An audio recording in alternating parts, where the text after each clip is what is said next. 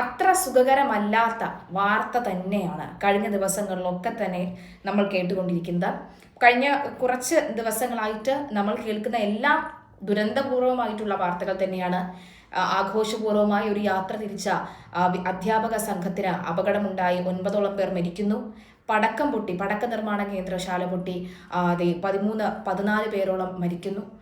അങ്ങനെ പാമ്പ് കടിയേറ്റ് സംസ്ഥാനത്ത് ആകെ ഇതുവരെ 6 പേർ മരിക്കുന്നു.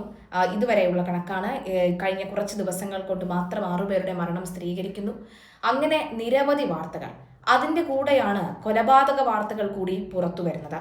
സ്വന്തം അമ്മയെ തിരിഞ്ഞും പിരിഞ്ഞും നോക്കാതെ മകന് വെട്ടിക്കൊല്ലാൻ അധിക താമസമൊന്നും വേണ്ട എന്ന് ഇതിനു മുൻപുള്ള പല വാർത്തകൾ കേട്ട് നമുക്ക് മനസ്സിലായിട്ടുണ്ട്.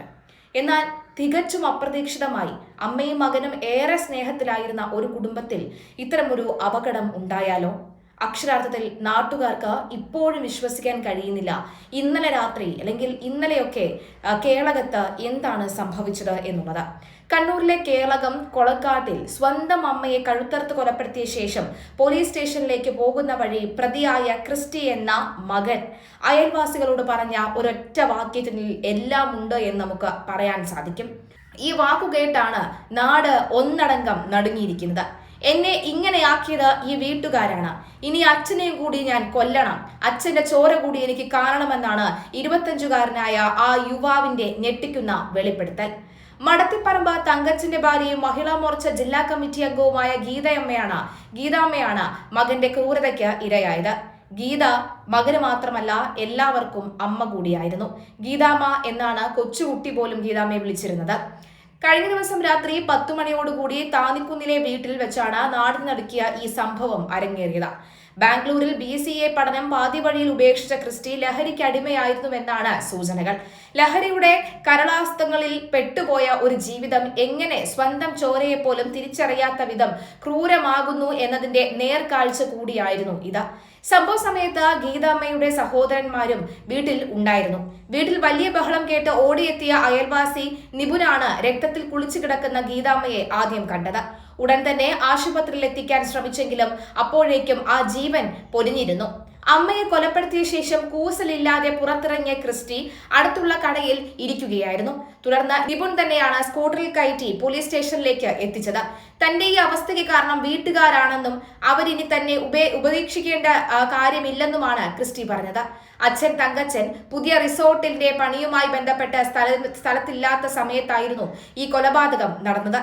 പഠനം നിർത്തിയ ശേഷം എറണാകുളത്ത് നിന്നിരുന്ന ക്രിസ്റ്റി കഴിഞ്ഞ 1 മാസമായി മാത്രമാണ് ഈ നാട്ടിൽ ഉണ്ടായിരുന്നത്. ഒരു നാടിന് മുഴുവൻ പ്രിയപ്പെട്ടവളായിരുന്നു. സ്വന്തമായി തൊഴിൽ ചെയ്ത് കുടുംബം പുലർത്തിയിരുന്ന ഗീതാമ്മയുടെ വേർപാട് തീർച്ചയായും തീരാ നോവായി മാറിയിരിക്കുകയാണ്. ഗീതാമ്മയെ കഴുത്തറുത്ത് കൊന്ന വാർത്ത ഞെട്ടലോടുകൂടിയാണ് കേരളം ഒന്നടങ്കം കേട്ടത്. ലഹരിക്കടിമയായ മകൻ അകാരണമായി അമ്മയുമായി വഴക്കിട്ട ശേഷം ക്രൂരമായി കൊലപ്പെടുത്തുകയായിരുന്നു. അമ്മൂമ്മയെ മുറിക്കുള്ളിൽ പൂട്ടിയിട്ട ശേഷമായിരുന്നു അമ്മ ഗീതയ്ക്ക് നേരെ തിരിഞ്ഞത്. പിതാവ് തങ്കച്ചനെ കൊല്ലാനും ക്രിസ്റ്റി പദ്ധതിയിട്ടിരുന്നു. സ്ഥലത്തില്ലാത്തതിനാലാണ് രക്ഷപ്പെട്ടതെന്നാണ് അയൽവാസികൾ പോലീസിന് നൽകിയ മൊഴി. എന്നെ ഇങ്ങനെയൊക്കെ ആക്കിയത് വീട്ടുകാരാണ്. അപ്പനെ കിട്ടിയില്ല, അയാളെയും കൊല്ലണം. അയാളെ കൊല്ലാതെ ഇനി സമാധാനം ഉണ്ടാകില്ല. ആരും തന്നെ ഉപദേശിക്കാൻ വരേണ്ടെന്നും ക്രിസ്റ്റി പറഞ്ഞു നിപുൺ വെളിപ്പെടുത്തിയിട്ടുണ്ടായിരുന്നു.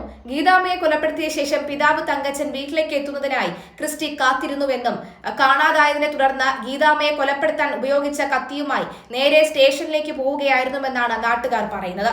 അയോത്ത് ചാനലിൽ പുതുതായി നിർമ്മിക്കുന്ന റിസോർട്ടിന്റെ നിർമ്മാണ പ്രവർത്തനങ്ങൾക്കായി പുറത്തുപോയതായിരുന്നു തങ്കച്ചൻ.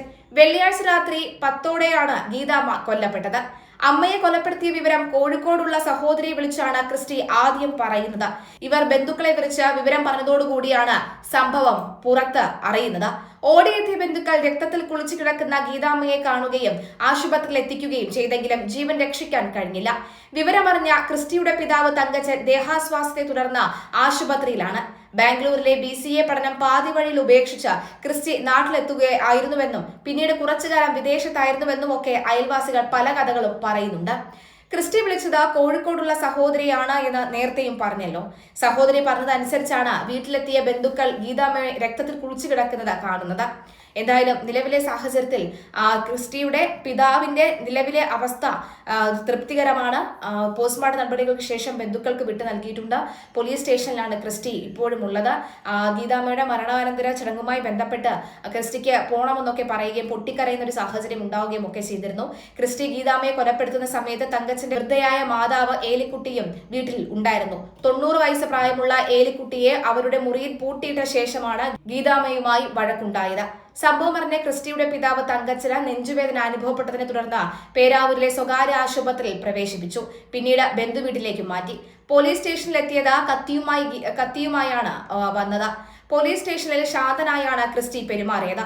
ചോദ്യം ചെയ്യലിനോട് പൂർണ്ണമായി സഹകരിക്കുന്നുണ്ട്. ബാംഗ്ലൂരിൽ BCA വിദ്യാർത്ഥിയായിരുന്ന ക്രിസ്റ്റി പഠനം പാതി വഴിയിൽ ഉപേക്ഷിച്ച് നാട്ടിലെത്തി. കുറച്ചുകാലം വിദേശത്തുണ്ടായിരുന്നു. എന്നാൽ അവിടെ നിന്ന് മടങ്ങി വന്ന ശേഷം വീണ്ടും പലയിടങ്ങളിൽ ചുറ്റി നടക്കുന്നതായാണ് നാട്ടുകാർ പറയുന്നത്. ക്രിസ്റ്റിയും ഗീതാമ്മയും അത്രയും വേണ്ടപ്പെട്ട ഒരു സുഹൃത്തുക്കളെ പോലെയായിരുന്നു പെരുമാറിയത് എന്ന് ചിലർ പറയുന്നു. അമ്മയെ കൊന്ന ശേഷവും അവൻ പറഞ്ഞു ആരും ഉപദേശിക്കാൻ വരണ്ട എന്നൊക്കെയാണ്. ഏതായാലും അതിന്റെ കാരണങ്ങളും പോലീസ് സംഘം പരിശോധിച്ച് വരുന്നുണ്ട്. ക്രിസ്റ്റിക്ക് മാനസിക നില തകരാറിലാണോ എന്നടക്കമുള്ള കാര്യങ്ങളും ചോദിച്ചു വരുന്നുണ്ട്.